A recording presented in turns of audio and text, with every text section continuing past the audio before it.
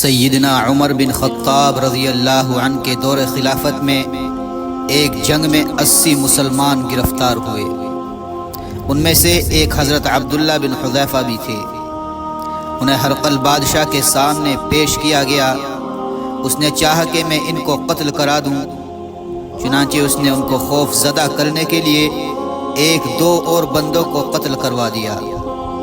پھر اس نے ان سے کہا کہ تم ہمارے دین کو قبول کر لو، ہم تمہیں چھوڑ دیں گے۔ انہوں نے فرمایا ہرگز نہیں، فقد ما انت قاد، تو جو کرنا چاہتا ہے کر لے، میں اپنے دین سے پیچھے نہیں ہٹوں گا۔ بالآخر ہرقل نے عبداللہ بن حذیفہ رضی اللہ عنہ کے بارے میں کہا کہ ان کو لے جا کر قتل کر دیا جائے۔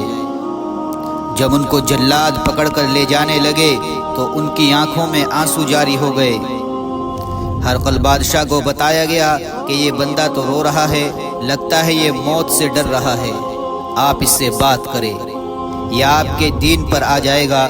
چنانچہ جب ہرقل بادشاہ نے بات کی تو جواب میں حضرت عبداللہ بن حذیفہ نے فرمایا، اے بدبخت، کیا تو یہ سمجھتا ہے کہ میں موت سے ڈر رہا ہوں؟ ہرگز نہیں، میرے ذہن میں ایک بات آئی جس نے میری آنکھوں سے آنسو ٹپکا دیے۔ اس نے پوچھا، آپ کے ذہن میں کیا بات آئی؟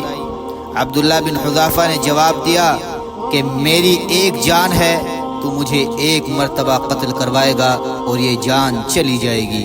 اے کاش میرے بدن پر جتنے بال ہے اتنی جانیں میرے پاس ہوتی، تو اتنی ہی مرتبہ مجھے قتل کرواتا اور میں اتنی ہی جانیں اللہ کے نام پہ قربان کر دیتا۔ بادشاہ ان کا جواب سن کر بڑا حیران ہوا۔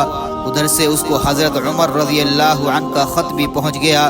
اس خط میں لکھا تھا کہ تم ان مسلمانوں کو چھوڑ دو ورنہ ہم بھی تم سے نمٹنے کے لیے آ رہے ہیں۔ یہ خط پڑھتے ہی وہ اندر سے خوف زدہ ہو گیا۔ چنانچہ اس نے سوچا کہ میں ان کو کسی بہانے سے چھوڑ دوں گا۔ لہذا عبداللہ بن حذیفہ کو پھر بھرے بازار میں لایا گیا۔ ہرقل بادشاہ انہیں کہنے لگا، تم ہمارے دین پر آ جاؤ۔ انہوں نے جرت کے ساتھ فرمایا، میں تمہارے دین پر نہیں آتا۔ پھر ہرقل نے کہا، تم میری پیشانی کو بوسہ دو۔ انہوں نے فرمایا کہ اے بدبخت، تو اللہ کا باغی اور نافرمان ہے، میں تیری پیشانی پر بوسہ کیسے دوں؟ میں ہرگز ایسا نہیں کر سکتا۔ پھر وہ کہنے لگا، اگر تم میری پیشانی کو بوسہ دو گے تو میں تمہیں بھی چھوڑ دوں گا اور تمہارے ساتھ 80 آدمیوں کو بھی چھوڑ دوں گا۔ چنانچہ جب 80 ایمان والوں کی جان کا معاملہ آیا تو عبداللہ بن حذیفہ آگے بڑھے اور انہوں نے ہرقل کی پیشانی پر بوسہ دیا۔ اس کے بعد بادشاہ نے ان سب حضرات کو رہا کر دیا۔ ان کا یہ عمل سیدنا عمر بن خطاب رضی اللہ عنہ کو اتنا پسند آیا کہ جب یہ مدینہ واپس آئے تو انہوں نے عبداللہ بن حذیفہ کی پیشانی کا بوسہ لیا اور فرمایا کہ جب تمہاری اپنی جان کا مسئلہ تھا تو تم ڈٹ گئے تھے اور کہا کہ میں ایسا نہیں کر سکتا، لیکن 80 ایمان والوں کی جان بچا لی۔ تمہارا یہ عمل اللہ تعالیٰ کو بڑا پسند آیا۔ بعد میں صحابہ کرام رضوان اللہ تعالی علیہ مجمعین ان کو چھیڑا کرتے تھے اور کہتے تھے، ذرا اس کو دیکھو، یہ کافر کی پیشانی کو بوسہ دینے والا ہے۔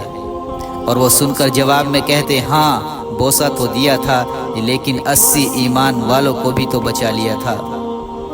اللہ اکبر کبیرہ، ان کی ایک بوسے میں اتنی طاقت تھی کہ 80 ایمان والوں کو بچا لیا۔